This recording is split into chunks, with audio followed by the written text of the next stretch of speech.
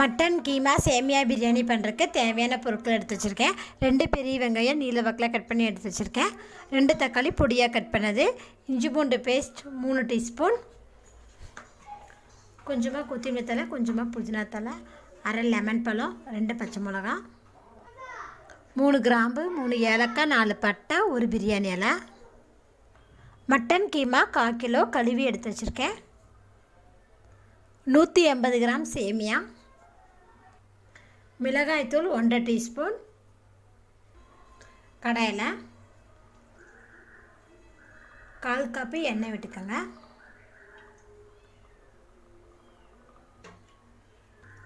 எண்ணெய் சூடாகும் போதே இது கூட 1 டீஸ்பூன் நெய் விட்டுக்கலாம்.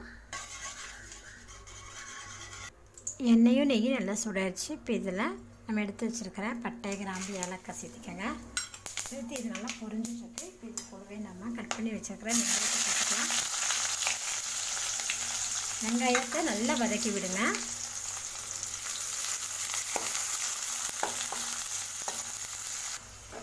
வெங்காயத்தை நல்லா வதக்கி விடுங்க. அப்போ தான் எல்லா வெங்காயமும் நல்லா வதங்கும். இல்லைன்னா பாதி வதங்கி பாதி வதங்காத மாதிரி இருக்கும். பார்த்திங்கன்னா இப்போ வெங்காயம் பார்த்திங்கன்னா நல்லா வதங்கியிருக்க பாருங்கள். இப்போ இது கூட நம்ம கட் பண்ணி வச்சுருக்கிறேன் பச்சை மிளகாவில் சேர்த்து வதக்கி விட்டுக்கலாம். பச்சை மிளகா பார்த்திங்கன்னா நல்லா எண்ணெயில் பொரிஞ்சு வதங்கிடுச்சு. இப்போ இது கூட இஞ்சி பூண்டு பேஸ்ட் 3 டீஸ்பூன்,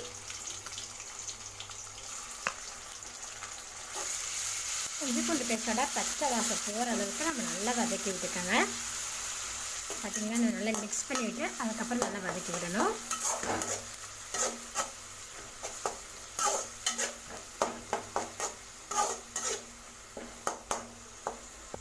இஞ்சி பூண்டு பேஸ்ட்டோட பச்சை வாசம் போகிற அளவுக்கு நல்லா வதக்கி விட்டுட்டேன். பார்த்திங்கன்னா தெரியும் பாருங்கள், எண்ணெய் தெரிஞ்சு மேலே வந்திருக்கு பாருங்கள். இப்போ இது கூட கொஞ்சமாக புதினா இலைகள், கொஞ்சமாக கொத்தமல்லி தழை சேர்த்துக்கலாம். இதை நல்லா மிக்ஸ் பண்ணி வதக்கி விடுங்க.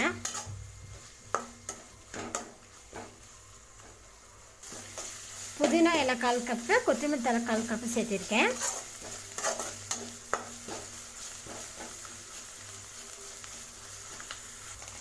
கொத்தமல்லி தழையை புதினா தழையை போட்டு நான் நல்லா வதக்கி விட்டுட்டேன். இப்போ இது கூட நம்ம கட் பண்ணி வச்சுருக்கிற தக்காளி சேர்த்திடலாம்.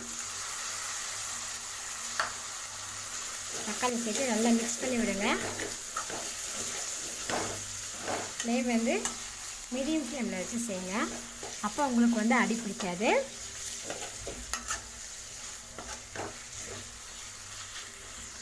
தக்காளி வதங்கும் போதே இதை நம்ம மசாலா பொடிகளை சேர்த்துக்கலாம். நம்ம எடுத்து வச்சுருக்கிற 1/2 டீஸ்பூன் மிளகாய்த்தூள், 1 டீஸ்பூன் கரம் மசாலா தூள். காரத்துக்கு நான் 1/2 டீஸ்பூன் மிளகாய்த்தூள் சேர்த்துருக்கேங்க.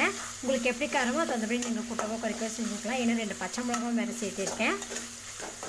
மசாலா தூள்லாம் சேர்த்துட்டு இதை நல்லா மிக்ஸ் பண்ணி விட்டு வதக்கி விட்டுக்கலாம். தக்காளி பாருங்கள் நல்லா வதங்கி நல்லா ஒரு கிரேவி பதத்துக்கு வந்துருக்க பாருங்கள். எண்ணெயில் தெரிஞ்சு மேலே வந்துருக்க பாருங்கள். இந்த ஸ்டேஜில் நம்ம கழுவி வச்சுருக்கிற மட்டன் கீமாவை நம்ம சேர்த்துக்கலாம்.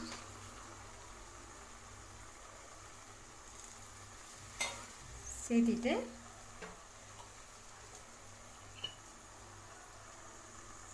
இது கூட கொஞ்சமாக உப்பு சேர்த்துக்கலாம்.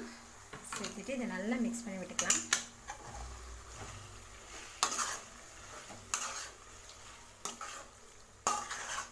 மசாலெலாம் நல்லா கீமாவில் பிடிக்கிற மாதிரி நல்லா மிக்ஸ் பண்ணி விடுங்க.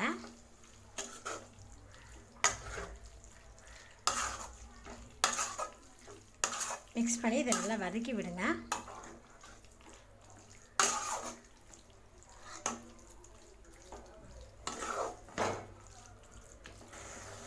கீமா பார்த்திங்கன்னா நான் நல்லா மசாலோடு வதக்கி விட்டுட்டேன். பார்த்திங்கன்னா எண்ணெயில் தெளிஞ்சு வந்திருக்கு பாருங்கள். இந்த மாதிரி செய்யும்போது இந்த கீமாவில் வந்து நல்லா மசாலா நல்லா பிடிச்சிக்கும். மசாலாவோடு இது நல்லா வேகவும் செஞ்சிடும்.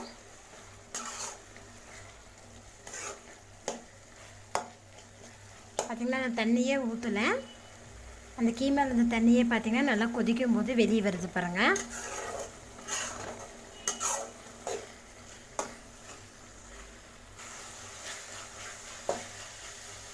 மீடியம் ஃப்ளேமில் வச்சு 5 நிமிஷம் இதை நம்ம குக் பண்ணலாம். 5 நிமிஷம் ஆயிடுச்சு. இப்போ மூடி ஓப்பன் பண்ணி பார்க்கலாம். பார்த்திங்கன்னா எண்ணெயெல்லாம் தெரிஞ்சு வந்துருக்க பாருங்கள். நல்லா கிளறி விடுங்க.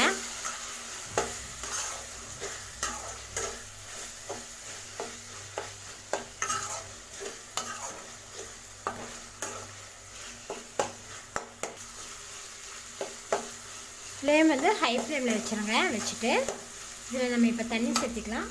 தண்ணி வந்து 1க்கு 1.25 கப்பு சேர்த்துறேன். எந்த கப்பில் நீங்கள் சேமியா எடுக்கிறீங்களோ அந்த கப்பில் தாங்க தண்ணி எடுக்கணும்.